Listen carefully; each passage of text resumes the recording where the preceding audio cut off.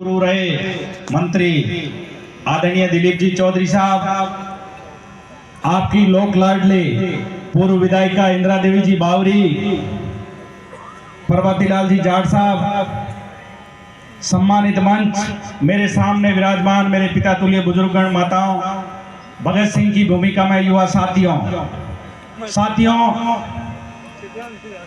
आज से ठीक 2 साल पहले इसी जगह पे हम अपनी मांगों को लेके इकट्ठा हुए थे और उस रात को इन माफियाओं के खिलाफ हमारे विधायक, हमारे कार्यकर्ता रात की 2 बजे नदी के अंदर घूम रहे थे, प्रशासनिक अमला खड़ा था।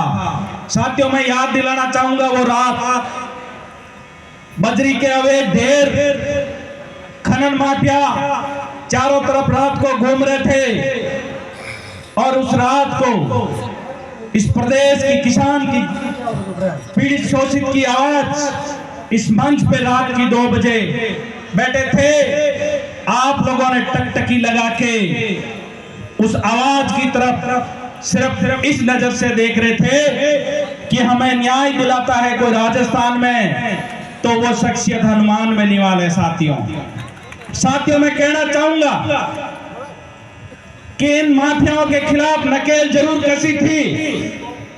इन माफियाओं की कमर तोड़ने का काम किसी ने राजस्थान में किया तो वो शख्सियत है हनुमान बेनीवाल। चाहे बजरी माफिया हो, चाहे पेपर माफिया हो, चाहे भू माफिया हो, चाहे भ्रष्टाचारी लोग हो, इनको किसी ने राजस्थान के अंदर ललकारा है, इनका किसी ने सामना किया है तो इस उत्तरी भारत का सबसे बड़ा किसान नेता हनुमान बेनीवाल जी ने किया है। साथियों, मैं याद दिलाना चाहूंगा 1997 का वो दिन, इस राजधानी के अंदर एक किसान का बेटा विश्वविद्यालय के अंदर संघर्ष करते करते पिछले 29 सालों से, आज 2026 चल रहा है, 29 साल हो गई उस किसान के बेटे को संघर्ष करते हुए। क्या जरूरत पड़ी उनको? वो चाहते तो आज 5 बार मंत्री रह जाते, लेकिन उनके जहन में कहीं न कहीं दुख और तकलीफ थी किसान जवान पीड़ित शोषित की। आप याद करो वो दिन कि राजस्थान के अंदर एक शंकर मीणा की हत्या हो जाती है, एक किसान का बेटा बजरी की ट्रैक्टर ट्रॉली लेके अपना पेट भरता है, उसकी हत्या हो जाती, प्रदेश के अंदर कोई नेता नहीं बोलता है। यदि बारिश के अंदर खेत के अंदर जाके बैठता है कोई, वो शख्सियत है हनुमान बेनीवाल। साथियों, मैं याद दिलाना चाहूंगा, लोग बात करते हैं जातिवादी होने की, लोग बात करते हैं इधर उधर की, लेकिन इस प्रदेश के अंदर हक और अधिकार की लड़ाई किसी ने लड़ी, वो शख्सियत है हनुमान बेनीवाल। आप क्यों बोल रहे हो भूंगरा प्रसादी? जब भूंगरा के अंदर हमारे राजपूत भाइयों के घर उजड़ गए तो सबसे पहले लोकसभा में किसी ने आवाज उठाई, वो शख्सियत है हनुमान बेनीवाल। मेरे भाइयों, साथियों, मैं इसलिए याद दिला रहा हूं, हमारे भाई थान सिंह डोली जी ने बताया था कि आप बहुत जल्दी भूल जाते हो। यदि पिछले 29 साल में किसी ने सड़कों पे संघर्ष किया, सड़कों पे लाठी खाई, किसान जवान की आवाज बनके कोई लड़ रहा है, तो वो किसानों का बेटा, किसानों को मसीहा हनुमान बेनीवाल है। साथियों, हमें ऐसे नेता को मजबूती प्रदान करनी होगी।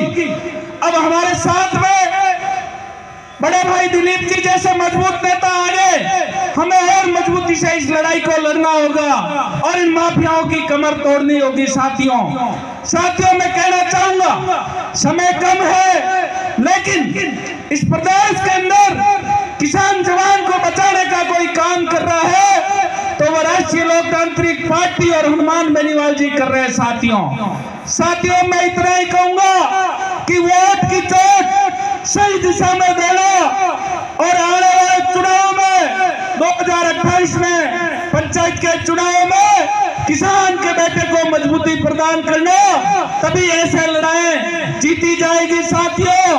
नहीं तो आप लोगों को पछतावे के अलावा कुछ नहीं होगा। और ये 40% का खेल सब जगह चल रहा है, खाली खियूसर में भी नंगा नाच नहीं हुआ साथियों। मैं इतना ही कह के मेरी वाणी को विराम दूंगा कि आपको वोट की चोट सही दिशा में देना। बजरी माफिया की कमर टूटेगी, पेपर माफिया जेल में होंगे, कर्ज मुक्त किसान होगा, हर हाथ रोजगार होगा, हर खेत पानी होगा और फ्री बिजली भी मिलेगी। इतना ही कह के मैं मेरी वाणी को विराम दूंगा। हनुमान बंदन, किसान एकता, राष्ट्रीय लोकतांत्रिक पार्टी। धन्यवाद। जय हिंद।